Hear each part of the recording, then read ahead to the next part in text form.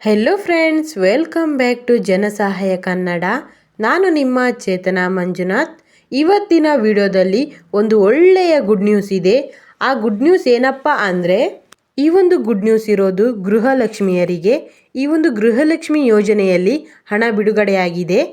ಅದು ಎಷ್ಟು ಹಣ ಬಿಡುಗಡೆಯಾಗಿದೆ ಅಂದರೆ, ಗೃಹಲಕ್ಷ್ಮಿ ಯೋಜನೆಯಲ್ಲಿ 4,000 ರೂಪಾಯಿ ಬಿಡುಗಡೆಯಾಗಿದೆ.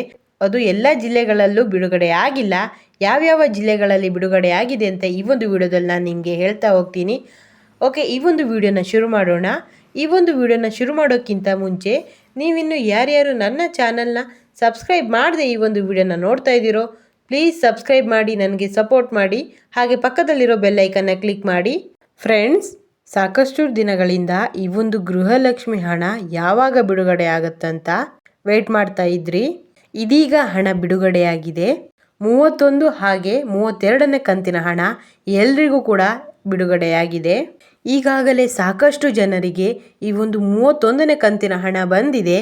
ಆದರೂ ಇನ್ನೂ ಕೆಲವರಿಗೆ ಈ ಒಂದು 31ನೇ ಕಂತಿನ ಹಣ ಇನ್ನೂ ಬಿಡುಗಡೆ ಆಗಿಲ್ಲ. ಜುಲೈ ತಿಂಗಳಲ್ಲಿ ಬಿಡುಗಡೆಯಾದ ಈ ಒಂದು ಗೃಹಲಕ್ಷ್ಮಿ ಹಣದಲ್ಲಿ 40 ಲಕ್ಷ ಮಹಿಳೆಯರಿಗೆ ಈ ಒಂದು ಗೃಹಲಕ್ಷ್ಮಿ ಹಣ ಅನ್ನೋದು ಪೆಂಡಿಂಗ್ ಇತ್ತು. ಇದೀಗ ಅಂಥವರನ್ನ ಹುಡುಕಿ ಹಣ ಬಿಡುಗಡೆ ಮಾಡುವ ಪ್ರಕ್ರಿಯೆ ಶುರುವಾಗಿದೆ. ಕಳೆದ 2 ದಿನಗಳಿಂದ 4,000 ರೂಪಾಯಿ ಹಣ ಜಮವಾಗ್ತಾ ಇದೆ. ಇದು ಎಲ್ಲರಿಗೂ ಜಮವಾಗ್ತಾ ಇದೆಯಾ ಅಂದರೆ ಖಂಡಿತವಾಗಿಯೂ ಇಲ್ಲ.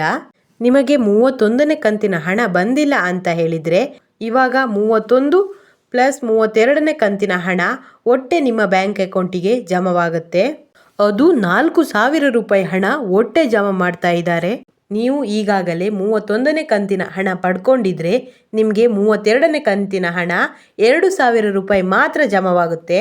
ಹಾಗಿದ್ರೆ ಎಲ್ಲ ಜಿಲ್ಲೆಗಳಲ್ಲಿರೋ ಫಲಾನುಭವಿಗಳಿಗೆ ಈ ಒಂದು 4,000 ರೂಪಾಯಿ ಹಣ ಜಮವಾಯಿತಾ? ಖಂಡಿತವಾಗಿಯೂ ಇಲ್ಲ. ಕಳೆದ 2 ದಿನಗಳಿಂದ ಈ ಹಣ ಜಮವಾಗ್ತಾ ಇದೆ ಬೆಂಗಳೂರಿನಲ್ಲಿರೋ ಫಲಾನುಭವಿಗಳಿಗೆ ಮಾತ್ರ. ಹಾಗಿದ್ರೆ ಬೇರೆ ಜಿಲ್ಲೆಯವರಿಗೆ ಯಾವಾಗ ಹಣ ಜಮವಾಗುತ್ತೆ ಅಂದರೆ, ನಿಮಗೂ ಕೂಡ ಹಣ ಜಮವಾಗಲಿಕ್ಕೆ ಶುರುವಾಗಿದೆ. ಹಂತವಾಗಿ ಬೇರೆ ಬೇರೆ ಜಿಲ್ಲೆಗಳಿಗೆ ಈ ಒಂದು ಗೃಹಲಕ್ಷ್ಮಿ ಹಣ ಜಮವಾಗ್ತಾ ಬರ್ತಾ ಇದೆ. ನಿಮಗೂ ಹಣ ಜಮವಾಗಿಲ್ಲ ಅಂದರೆ ವೆಯ್ಟ್ ಮಾಡಿ.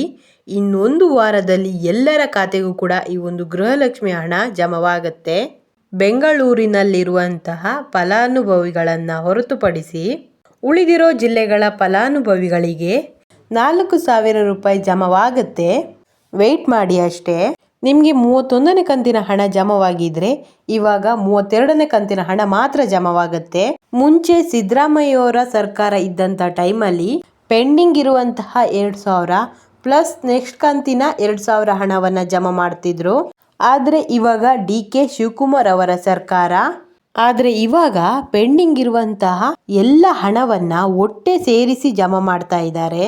ಹಾಗಾಗಿ ಯಾರ್ಯಾರಿಗೆ 31ನೇ ಕಂತಿನ ಹಣ ಹಾಗೂ 32ನೇ ಕಂತಿನ ಹಣ ಬಾಕಿ ಇದೆಯೋ ಅವರೆಲ್ಲರಿಗೂ ಕೂಡ ಒಟ್ಟಿಗೆ ಈ ಒಂದು 2 ಕಂತಿನ ಹಣ 4,000 ರೂಪಾಯಿ ಆಗಿ ನಿಮ್ಮ ಅಕೌಂಟಿಗೆ ಜಮವಾಗ್ತಾ ಇದೆ. ನಿಮ್ಗೇನಾದರೂ ಗೃಹಲಕ್ಷ್ಮಿ ಹಣ ಇವಾಗಲೇ ಜಮವಾಗಿದ್ದರೆ ಪ್ಲೀಸ್ ನನ್ನ ಕಾಮೆಂಟ್ ಸೆಕ್ಷನ್ನಲ್ಲಿ ಕಾಮೆಂಟ್ ಮಾಡಿ. ಅದು 31 ಆಗಿರಲಿ ಅಥವಾ 32ನೇ ಕಂತಿನ ಹಣವಾಗಿರಲಿ, ಯಾವುದಾದ್ರೂ ಓಕೆ. ನಿಮಗೆ ಆ ಹಣ ಜಮವಾಗಿದ್ದರೆ ನನ್ನ ಕಾಮೆಂಟ್ ಸೆಕ್ಷನ್ನಲ್ಲಿ ಕಾಮೆಂಟ್ ಮಾಡಿ. ಹಾಗೆ ಸಾಕಷ್ಟು ಜನರಿಗೆ ಇನ್ನೂ ಕೂಡ 29ನೇ ಕಂತಿನ ಹಣ ಪೆಂಡಿಂಗ್ ಇದೆ, ಹಾಗೆ 30ನೇ ಕಂತಿನ ಹಣ ಪೆಂಡಿಂಗ್ ಇದೆ. ಅಂಥವರು ತಲೆ ಕೆಡಿಸ್ಕೊಳ್ಳಿಕ್ಕೆ ಹೋಗಬೇಡಿ. ನಿಮಗೂ ಕೂಡ ಅತಿ ಶೀಘ್ರದಲ್ಲೇ ಈ ಹಣ ಜಮವಾಗುತ್ತೆ.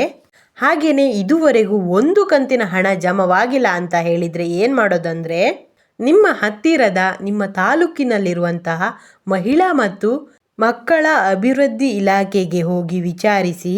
ಹಾಗೆ ನೀವು ಅಲ್ಲಿಗೆ ಹೋಗುವಾಗ ನಿಮ್ಮ ರೇಷನ್ ಕಾರ್ಡ್ ಹಾಗೂ ಆಧಾರ್ ಕಾರ್ಡ್ನ ಕಡ್ಡಾಯವಾಗಿ ತೆಗೆದುಕೊಂಡು ಹೋಗಿ.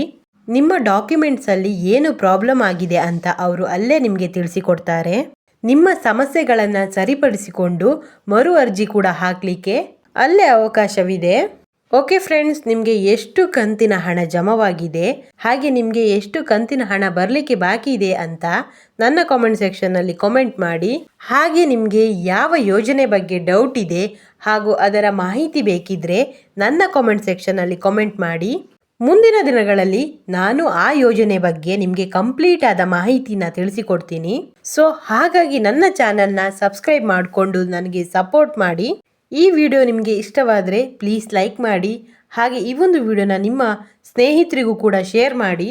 ಇದೇ ಥರದ ಇನ್ನೊಂದು ಒಳ್ಳೆಯ ಇನ್ಫಾರ್ಮೇಟಿವ್ ವಿಡಿಯೋದೊಂದಿಗೆ ಸಿಗ್ತೇನೆ. ಅಲ್ಲಿಯವರೆಗೂ ಥ್ಯಾಂಕ್ ಯು.